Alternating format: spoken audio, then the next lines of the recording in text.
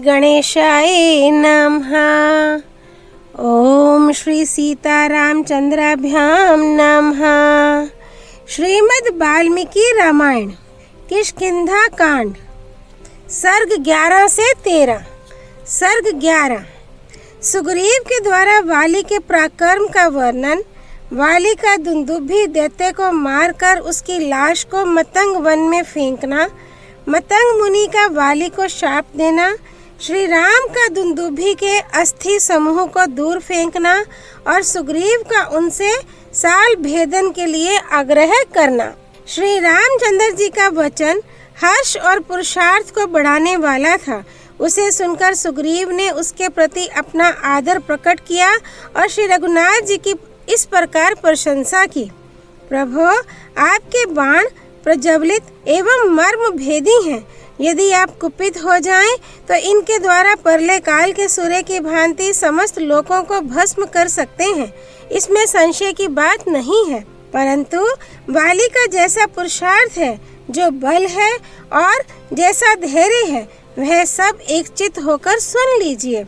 उसके बाद जैसा उचित हो कीजिएगा। वाली सूर्योदय के पहले ही पश्चिम समुद्र से पूर्व समुद्र तक और दक्षिण सागर से उत्तर तक घूम आता है, फिर भी वह थकता नहीं है। पराक्रमी वाली पर्वतों की चोटियों पर चढ़कर बड़े बड़े शिखरों को बलपूर्वक उठा लेता और ऊपर को उछालकर फिर उन्हें हाथों से थाम लेता है। वनों में नाना प्रकार के जो बहुत से सुदृढ़ वृक्ष थे, उन्हें अपने बल को प्रकट करते हुए वाली ने वेग पूर्वक तोड़ डाला है। पहले की बात है, यहाँ एक दुंदुभी नाम का असुर रहता था, जो भैंसे के रूप में दिखाई देता था।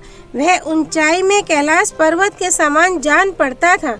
पराक्रमी दुंदुभी अपने शरीर में 1000 हाथियों का बल रखता था। बल के घमंड में भरा हुआ वह विशालकाय दुष्टात्मा दानव अपने को मिले हुए वरदान से मोहित हो सरिताओं के स्वामी समुद्र के पास गया, जिसमें उताल तरंगे उठ रही थीं, तथा जो रत्नों की निधि है, उस महान जल राशि से परिपूर्ण समुद्र को लांघकर उसे कुछ भी ना समझकर दुंदुभी ने उसके अधिष्ठाता देवता से कहा, मुझे अपने साथ युद्ध का अवसर दो। राजन, उस समय महान बलशाली धर्मात्मा समुद्र उस काल प्रेरित असुर से इस प्रकार बोला, युद्ध विशारद वीर, मैं तुम्हें युद्ध का अवसर देने तुम्हारे साथ युद्ध करने में असमर्थ हूँ। जो तुम्हें युद्ध प्रदान करेगा उसका नाम बतलाता हूँ, सुनो। विशाल वन में जो पर्वतों का राजा और भगवान शंकर का शवसुर है, तपस्वी जनों का सबसे बड़ा आश्रय और संसार में हिमवान नाम से विख्यात है, जहाँ से जल के बड़े बड़े स्रोत प्रकट हुए हैं तथा जहाँ बहुत सी कंदराएं और झरने हैं, वह गिरिराज हिमालय ही तुम्हारे साथ युद्ध करने में समर्थ है। वह तुम्हें अनुपम प्रीति प्रदान कर सकता है। यह सुनकर असुर शिरोमणि दुंदुभी समुद्र को डरा हुआ जान धनुष से छूटे हुए बाण की भांति तुरंत हिमालय के वन में जा पहुंचा और उस पर्वत की गजराजों के समान विशाल श्वेत शिलाओं को बारंबार भूमि पर फेंकने और गर्जना करने लगा। तब श्वेत बादल के समान आकार धारण किए सौम्य स्वभाव वाले हिमवान वहां प्रकट हुए। उनकी आकृति प्रसन्नता को बढ़ाने वाली थी। वे अपने ही शिखर पर खड़े होकर बोले, धर्म वत्सल दुंदुभे, तुम मुझे क्लेश ना दो। मैं युद्ध कर्म में कुशल नहीं हूँ। मैं तो केवल तपस्वी जनों का निवास स्थान हूँ।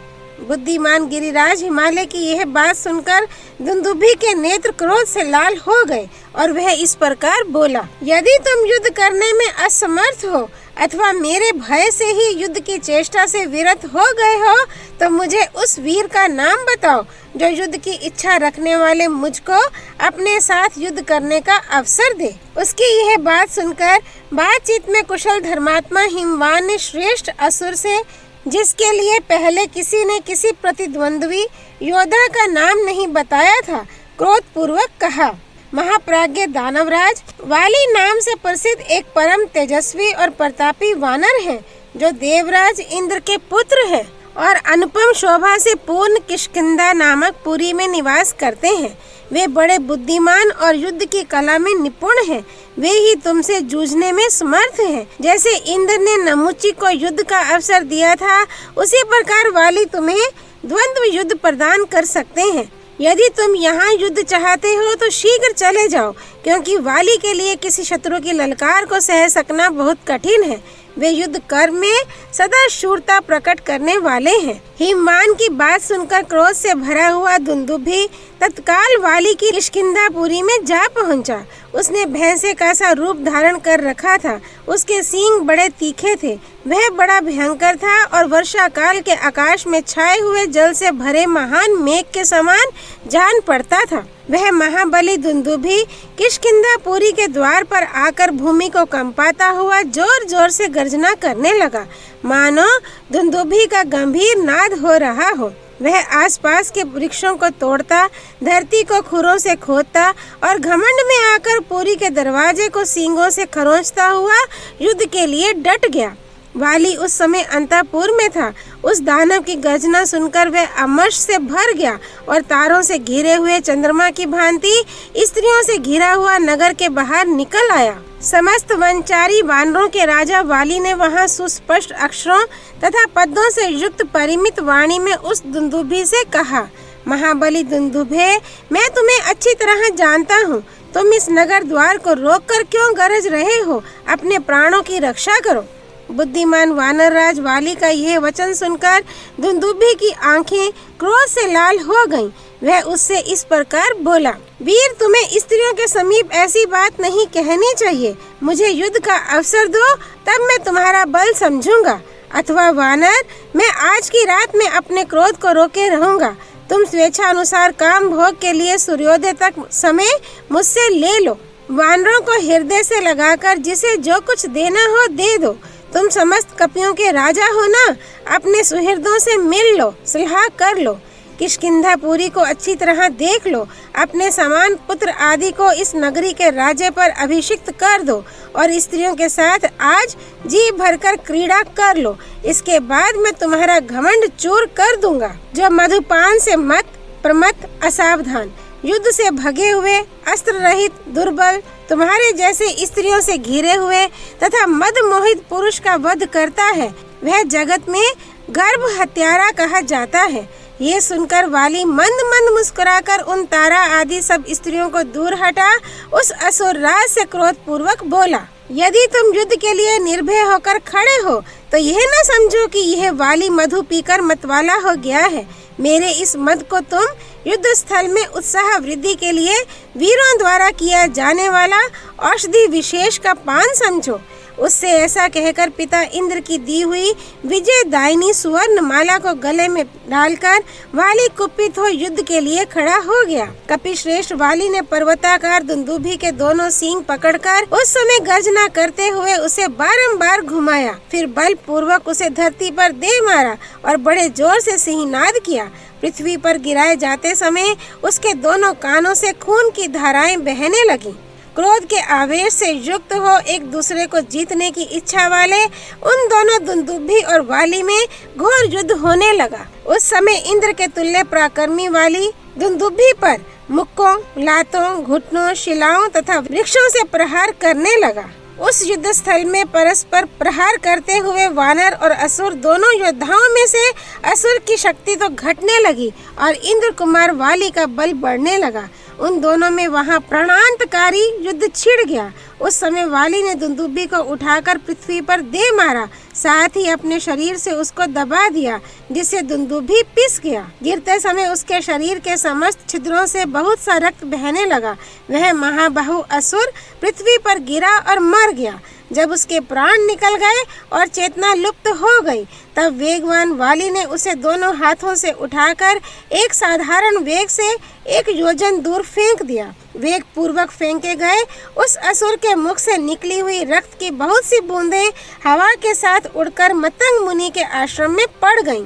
महाभाग, वहां पड़े हुए उन रक्त बिंदुओं को देखकर मतंग मुनि कुपित हो उठे और इस विचार में पड़ गए कि ये कौन है जो यहाँ रक्त के छींटे डाल गया है। जिस दुष्ट ने सहसा मेरे शरीर से रक्त का स्पर्श करा दिया, ये दुरात्मा, दुर्बुद्धि, अजितात्मा और मूर्ख कौन है? ऐसा कहकर मुनिवर मतंग ने बाहर निकलकर देखा तो उन्हें एक पर्वताकार भैंसा पृथ्वी पर प्राणहीन होकर पड़ा दिखाई दिया। उन्होंने अपने तपोबल से यह जान लिया कि यह एक वानर की करतूत है। अतः उस लाश को फेंकने वाले वानर के प्रति उन्होंने बड़ा भारी शाप, जिसने खून के छींटे डालकर मेरे निवास स्थान इस वन को अपवित्र कर दिया है, वह आज से इस वन में प्रवेश ना करे। यदि इसमें प्रवेश करेगा तो उसका वध हो जाएगा। इस असुर के शरीर को इधर फेंककर जिसने इन वृक्षों को तोड़ डाला है, वह दुर्बुद्धि यदि मेरे आश्रम के चारों ओर पूरे 1 योजन तक की भूमि में पैर रखेगा तो अवश्य ही अपने प्राणों से हाथ धो बैठेगा। उस वाली के जो कोई सचिव भी मेरे इस वन में रहते हों, उन्हें अब यहाँ का निवास त्याग देना चाहिए। वे मेरी आज्ञा सुनकर सुखपूर्वक यहाँ से चले जाएं। यदि वे रहेंगे तो उन्हें भी निश्चय ही शाप दे दूंगा। मैंने अपने इस वन की सदा पुत्र की भांति रक्षा की है।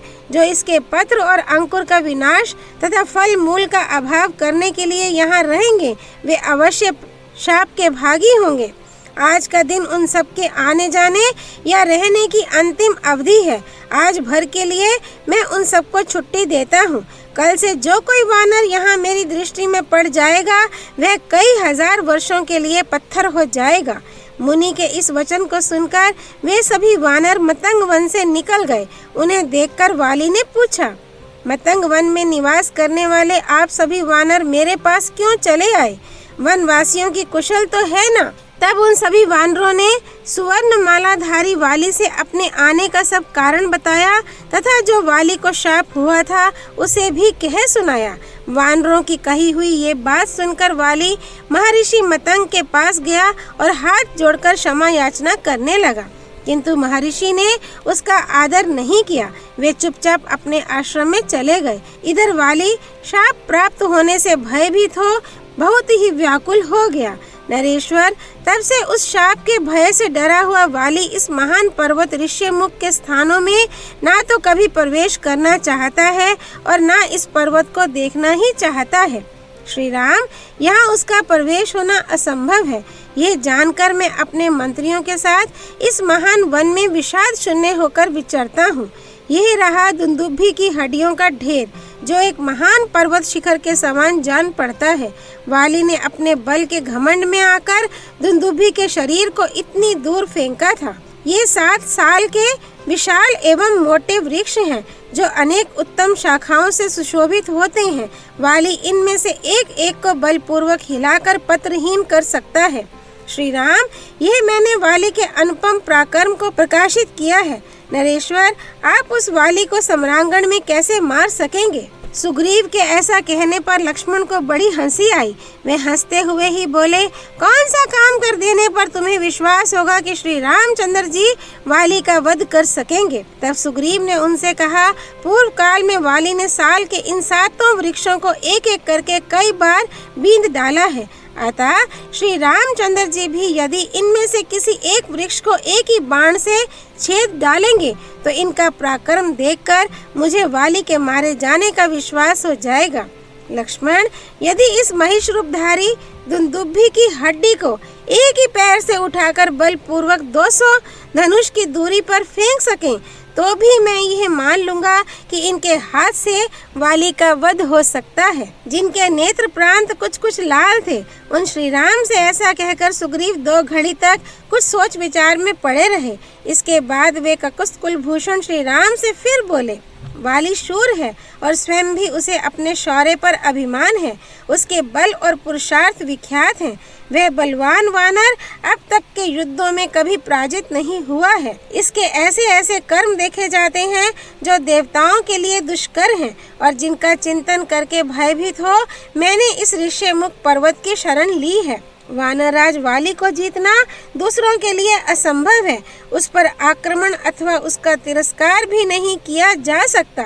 वह शत्रु की ललकार को नहीं सह सकता। जब मैं उसके प्रभाव का चिंतन करता हूँ तब इस ऋष्यमुख पर्वत को एक क्षण के लिए भी छोड़ नहीं पाता हूँ। ये हनुमान आदि मेरे श्रेष्ठ सचिव मुझ में अनुराग रखने वाले हैं। इनके साथ रहकर भी मैं इस विशाल वन में वाली से उद्विग्न और शंकित होकर ही विचरता हूँ। मित्रवत्सल, आप मुझे परम सप्रियणीय श्रेष्ठ मित्र मिल गए हैं। पुरुष सिंह, आप मेरे लिए हिमालय के समान हैं और मैं आपका आश्रय ले चुका हूँ, इसलिए अब मुझे निर्भय हो जाना चाहिए। किंतु रघुनंदन, मैं उस बलशाली दुष्ट भ्राता के बल पराक्रम को जानता हूँ और समर भूमि में आपका पराक्रम मैंने प्रत्यक्ष नहीं देखा है। प्रभु, अवश्य ही मैं वाली से आपकी तुलना नहीं करता हूँ, ना तो आपको डराता हूँ और ना आपका अपमान ही करता हूँ। वाली के भयानक कर्मों ने ही मेरे हृदय में कातरता उत्पन्न कर दी है।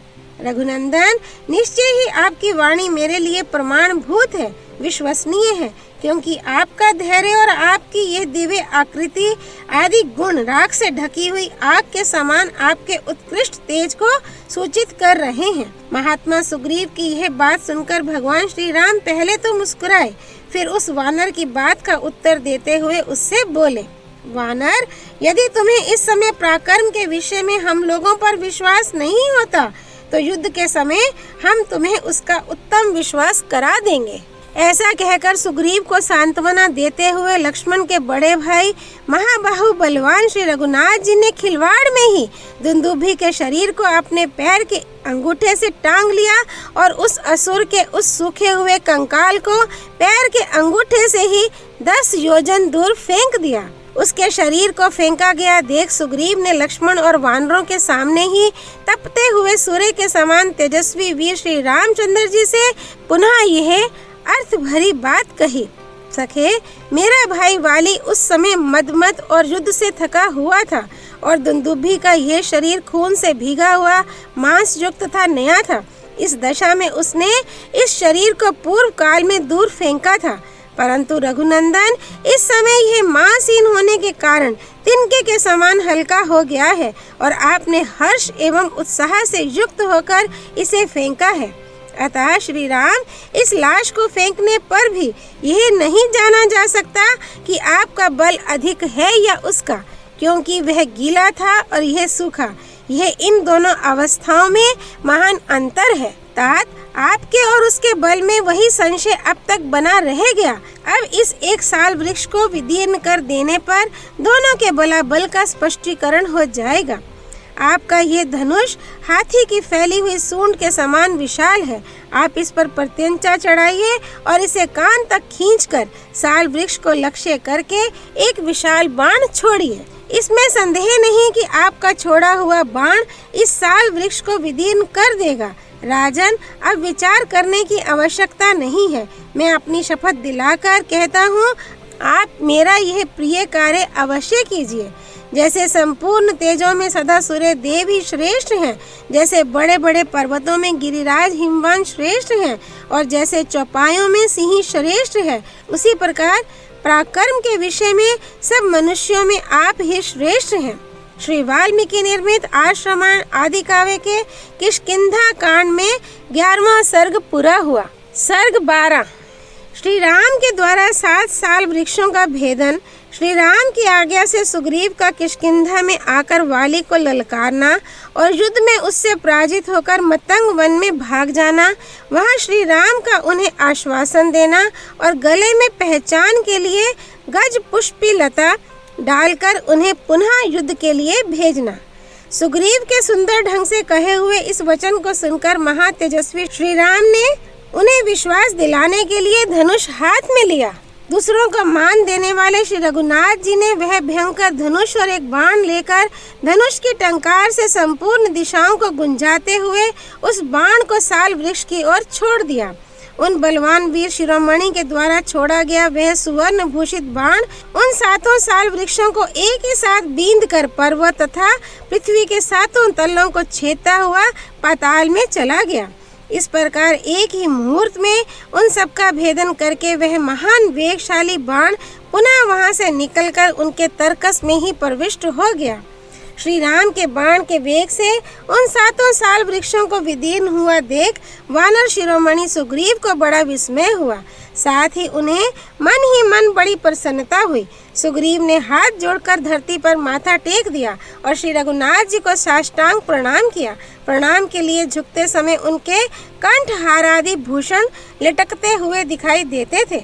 श्री राम के उस महान कर्म से अत्यंत प्रसन्न हो उन्होंने सामने खड़े हुए संपूर्ण अस्त्रवेताओं में श्रेष्ठ धर्मज्ञ शूरवीर श्री रामचंद्र जी से इस प्रकार कहा, पुरुष परवर भगवान, आप तो अपने बाणों से सम्रांगण में इंद्र सहित संपूर्ण देवताओं का वध भी करने में समर्थ हैं।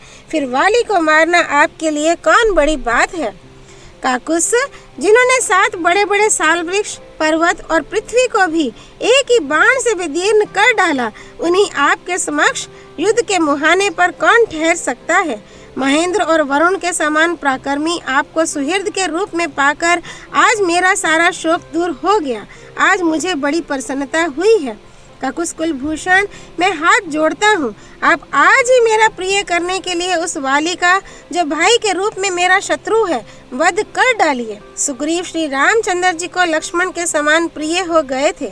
उनकी बात सुनकर महाप्राज्ञ श्री राम ने अपने उस प्रिय सुहृद को हृदय से लगा लिया और इस प्रकार उत्तर दिया, सुग्रीव, हम लोग शीघ्र ही इस स्थान से किष्किंधा को चलते हैं।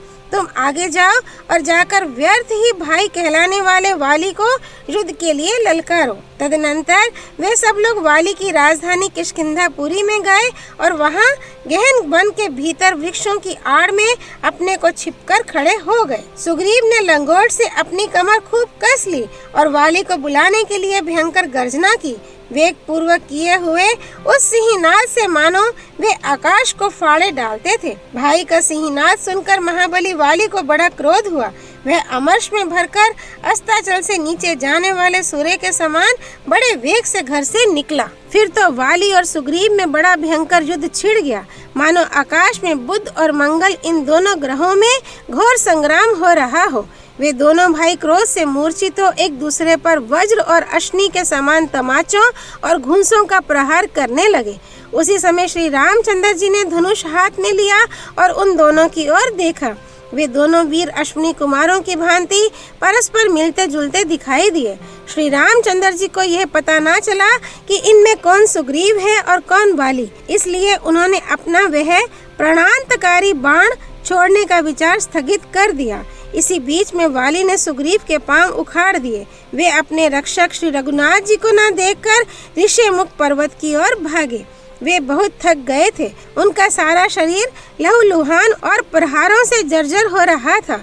इतने पर भी वाली ने क्रोध पूर्वक उनका पीछा किया, किंतु वे मतंग मुनि के महान वन में घुस गए। सुग्रीव को उस वन में प्रविष्ट हुआ देख महाबली वाली शाप के भय से वहां नहीं गया। जाओ, तुम बच गए, ऐसा कहकर वहां से लौट आया।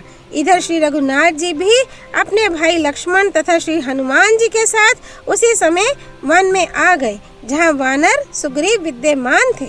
लक्ष्मण सहित श्री राम को आया देख सुग्रीव को बड़ी लज्जा हुई और वे पृथ्वी की ओर देखते हुए दीन वाणी में उनसे बोले, रघुनंदन, आपने अपना पराक्रम दिखाया और मुझे ये कहकर भेज दिया कि जाओ वाली को युद्ध के लिए ललकारो।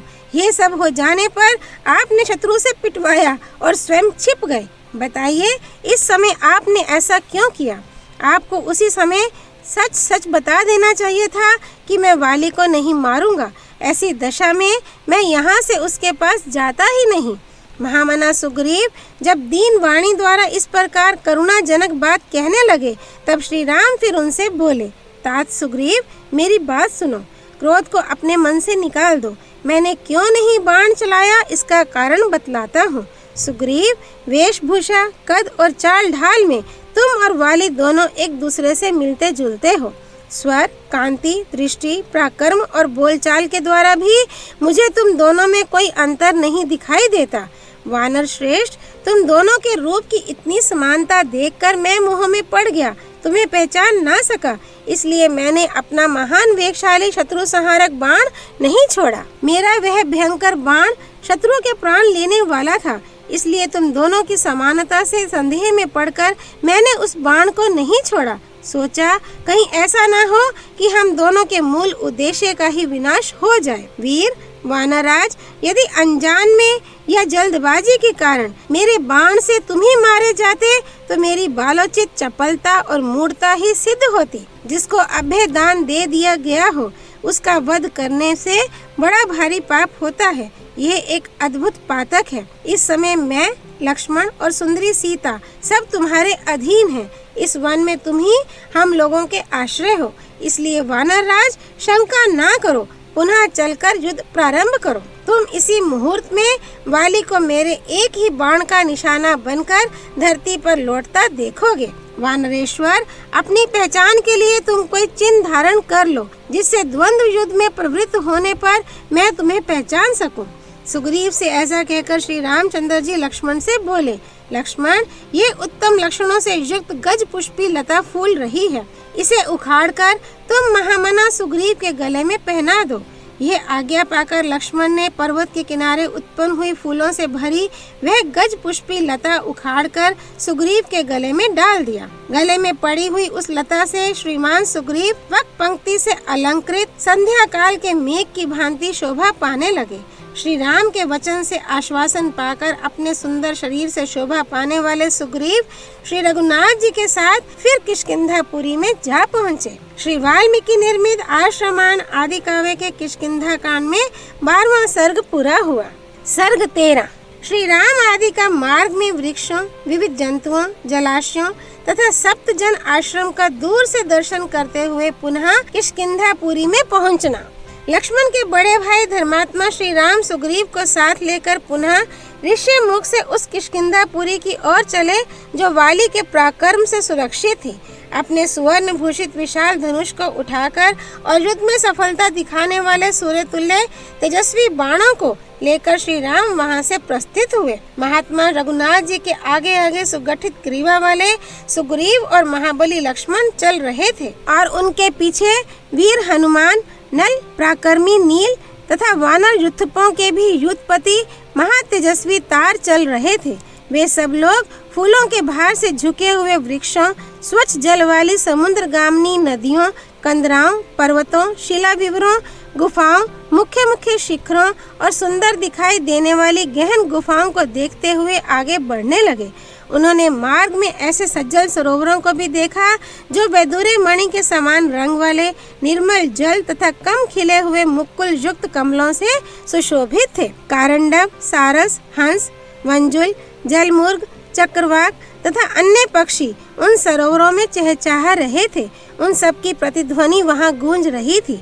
स्थलों में सब और हरी हरी कोमल घास के अंकुरों का आहार करने वाले वनचारी हरिण कहीं निर्भय होकर विचरते थे और कहीं खड़े दिखाई देते थे। इन सब को देखते हुए श्री राम आदि किष्किंधा की ओर जा रहे थे, जो सफेद दांतों से सुशोभित थे, देखने में भयंकर थे, अकेले विचरते थे और किनारों को खोदकर नष्ट कर देने के कारण सरोवरों के शत्रु समझे जाते थे। ऐसे 2 दांतों वाले मदमद जंगली हाथी चलते फिरते पर्वतों के समान जाते दिखाई देते थे। उन्होंने अपने दांतों से पर्वत के तट प्रांत को विदीर्ण कर दिया था। कहीं हाथी जैसे विशालकाय वानर दृष्टिगोचर होते थे जो धरती की धूल से नहा उठे थे। इनके सिवा उस वन में और भी बहुत से जंगली जीव जंतु तथा आकाशचारी पक्षी विचरते देखे जाते थे। इन सब को देखते हुए श्री राम आदि सब लोग सुग्रीव के वशवर्ती हो तीव्र गति से आगे बढ़ने लगे।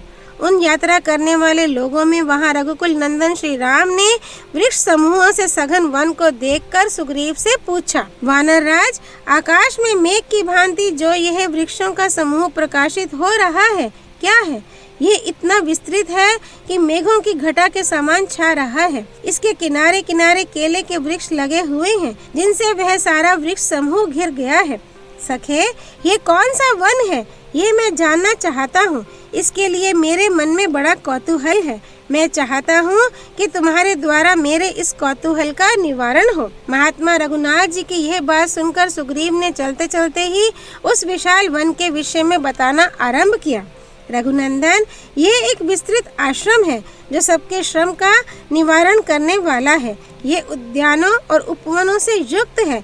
यहाँ स्वादिष्ट फल मूल और जल सुलभ होते हैं। इस आश्रम में सप्तजन नाम से प्रसिद्ध 7 ही मुनि रहते थे जो कठोर व्रत के पालन में तत्पर थे। वे नीचे सिर करके तपस्या करते थे, नियम पूर्वक रहकर जल में शयन करने वाले थे। 7 दिन और 7 रात व्यतीत करके वे केवल वायु का आहार करते थे तथा एक स्थान पर निश्चल भाव से रहते थे।